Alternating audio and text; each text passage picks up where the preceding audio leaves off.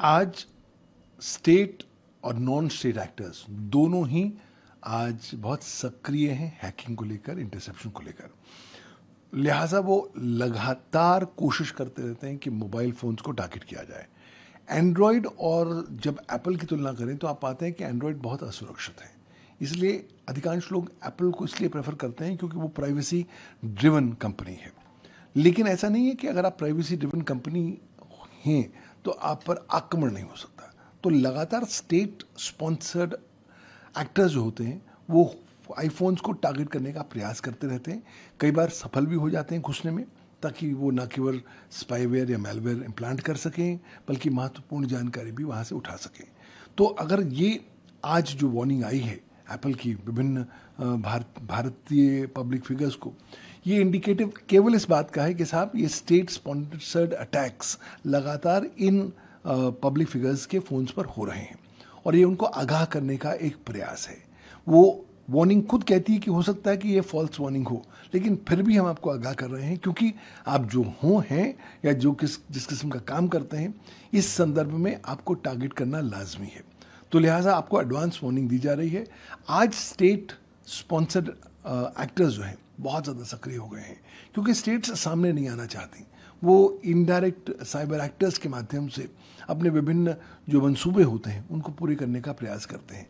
लेकिन ये केवल एक बात है, इसको लेकर कोई ठोस सबूत अभी दुनिया के सामने आया नहीं है। कोई अदालत के सामने कोई इस तरह की प्रोसीडिंग्स भारतवर्ष में नहीं आई हैं। लेकिन हमें समझना होगा कि भारत एक विचित्र प्रकार का पैराडाइम है। भारत में आज की तारीख में भी कोई साइबर सुरक्षा संबंधी कानून मौजूद नहीं है और जो भारत की राष्ट्रीय साइबर सुरक्षा नीति है 2013 की, वो भी एक कागजी घोड़ा बनकर रह गई है। तो जब आपके पास कानूनी प्रणाली ही मौजूद नहीं है और जब भारत का जो सूचना प्रौद्योगिकी कानून है वो साइबर सुरक्षा पर उतनी महत्व या तवज्जो नहीं देता जितनी देनी चाहिए, तो लाजमी सी बात है इस तरह की जो वार्निंग्स होती हैं वो टारगेट्स को प्री वार्न करती हैं, उन्हें आगाह कर देती हैं कि आप तुरंत और कदम उठाइए ताकि आप अपने डेटा को, अपने आईफोन को सुरक्षित रख सकें। और साथ ही साथ उन्हें शायद ये भी इंडिकेशन देती है कि साहब अपने बरखिलाफ कुछ इनक्रिमिनेटिंग इलेक्ट्रॉनिक एविडेंस या इलेक्ट्रॉनिक पदचिन्ह आप छोड़ के ना जाएं, क्योंकि हो सकता है इन्हीं का इस्तेमाल कर आपको टारगेट किया जा सकता है। ये वार्निंग इसलिए भी महत्वपूर्ण है क्योंकि आजकल बहुत सारे स्पाईवेयर्स, मैलवेयर्स आ गए हैं जो मोबाइल के अंदर घुसाना आसान है और जिसके माध्यम से रिमोटली आपके मोबाइल फ़ोन को साइबर क्रिमिनल्स टारगेट कर लेते हैं। कुछ साल पहले पेगासस का हल्ला आया था जहां पर पेगासस सॉफ्टवेयर विभिन्न प्रकार के फ़ोन्स पर पाया गया। तो इस तरह के स्पाईवेयर्स लगातार आज स्टेट एक्टर्स इस्तेमाल करते हैं। उनका औचित्य बहुत क्लियर है। वो चाहते हैं कि साहब हमें गवर्नेंस, सॉवरन फंक्शन को परफॉर्म करने के लिए ये तमाम सारी जानकारी चाहिए ताकि हमारे राष्ट्र के विरुद्ध कोई गतिविधि ना हो और अगर कोई गतिविधि हो रही हो तो उसका हम मुंह तोड़ जवाब दे सकें।